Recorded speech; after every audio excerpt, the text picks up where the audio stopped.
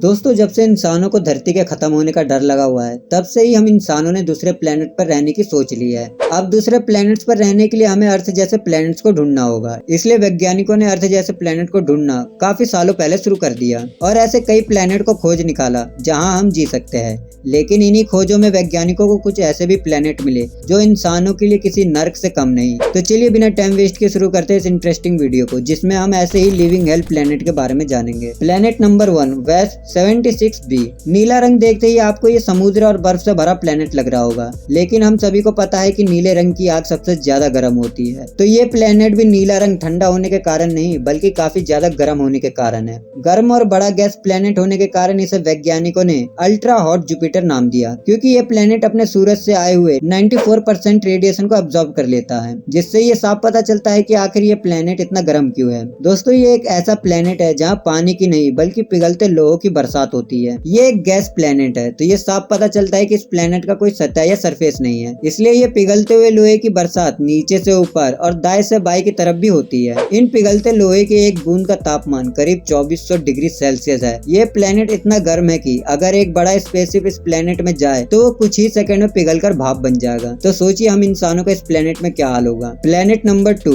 HD 189733b। इस planet में हमेशा न रुकने वाली कांच की बारिश होती है, और आपकी जानकारी के लिए बता दूं कि इस प्लेनेट का ग्रेविटेशनल फोर्स इतना ज्यादा है कि कांच के ये नुकीले टुकड़े गोली की रफ्तार से गिरते हैं। जरा सोच के देखिए कि अगर कोई इंसान इस प्लेनेट पर कदम रखे तो उसके स्पेस सूट के साथ उसका शरीर भी छल्ली हो जाएगा। Planet number 3, कोरेट 7b। दोस्तों, ये प्लेनेट कम एक राइट जाइंट स्टार ज्यादा है, और इसके इस लाल और मैग्मा जैसी हालत के पीछे का कारण है इस प्लेनेट और इसके सूरज की दूरी। सबसे पहले तो इसका सूरज हमारे सूरज से 360 गुना बड़ा है, और ये प्लेनेट अपने सूरज से हमारे धरती के मुकाबले 60 गुना ज्यादा करीब है। मतलब ये इतना पास है कि ये अपने सूरज से आने वाले 80% रेडिएशन से खुद को बचा ही नहीं पाता। तो जाहिर सी बात है कि इसका ये हाल होना जायज है। और अगर इस प्लेनेट की तापमान की बात करें तो ये बड़े से बड़े पत्थर को पिघलाकर भाप बना सकता है। ये प्लेनेट टाइटली लॉक्ड है, यानी एक तरफ जमा देने वाली ठंड तो दूसरी तरफ इंसानों को पिघला देने वाली गर्मी। इस प्लेनेट में लोहे की नहीं बल्कि बड़े बड़े पत्थरों की बारिश होती है, और ये पत्थर लाइट की स्पीड के 10% स्पीड से गिर रहे होते हैं। जी हाँ दोस्तों, आपने सही सुना। इस प्लेनेट में पत्थरों की बारिश इतनी तेज होती है जितनी आज की डेट में तेज ना हमारी कोई रॉकेट, मिसाइल और बुलेट है। अब ये प्लेनेट धीरे धीरे अपने सूरज के करीब पहुंच रहा है, और एक दिन ऐसा भी आएगा जब ये अपने सूरज में समाकर विलुप्त हो जाएगा। तो रहना चाहता है कोई इस प्लेनेट में? Planet number 4, J1407b।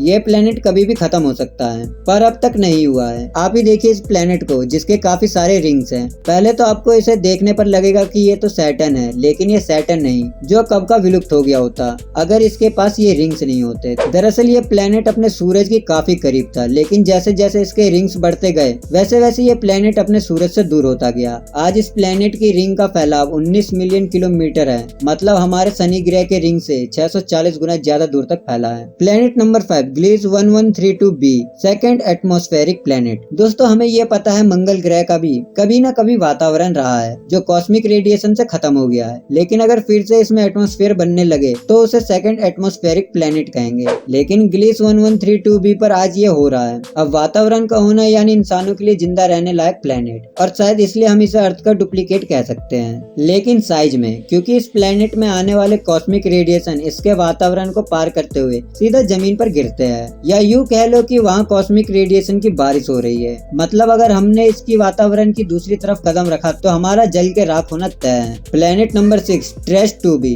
ये अभी तक का ढूंढा गया सबसे डार्केस्ट प्लेनेट है, जिसे आप ब्लैक होल का भाई भी कह सकते हैं, क्योंकि ये प्लेनेट भी ब्लैक होल की तरह लाइट को निगल जाता है। आपके दिमाग में सबसे पहली चीज आई होगी ग्रेविटी, पर आपको बता दूं कि हर जगह ग्रेविटी का हाथ नहीं होता। इस प्लेनेट के वातावरण में मौजूद केमिकल सोडियम, पोटेशियम और टाइटेनियम ऑक्साइड भी मिला है, जो लाइट को अब्सॉर्ब करते हैं। और अगर इस केमिकल से भरे प्लेनेट पर हमने कदम रखा तो हमारे लंग्स एक गुब्बारे की तरह फूलकर फट जाएंगे। Planet number 7, Kepler 70b। ये अभी तक का खोजा गया सबसे गर्म प्लेनेट है, जो अपने सूरज का पूरा चक्कर सिर्फ 345 मिनट में ही लगा लेता है। इस प्लेनेट का तापमान हमारे सूरज से भी ज्यादा है, जो करीब 8000 डिग्री सेल्सियस तक पहुंच जाता है। ये प्लेनेट इतना गर्म इसलिए है क्योंकि माना जाता है कि ये प्लेनेट एक समय में अपने सूरज का हिस्सा था। इस प्लेनेट का सूरज जब रेड जाइंट बन रहा था तब ये प्लेनेट लगभग अपने सूरज से जा मिला था, लेकिन ये प्लेनेट अपने सूरज की गैस लेयर से बचकर बाहर आ गया था। इसी वजह से ये प्लेनेट इतना गर्म है। Planet number 8 HR6819। 2 साल पहले वैज्ञानिकों ने करीब 1000 लाइट ईयर्स दूर एक रहस्यमय ब्लैक होल को ढूंढा था,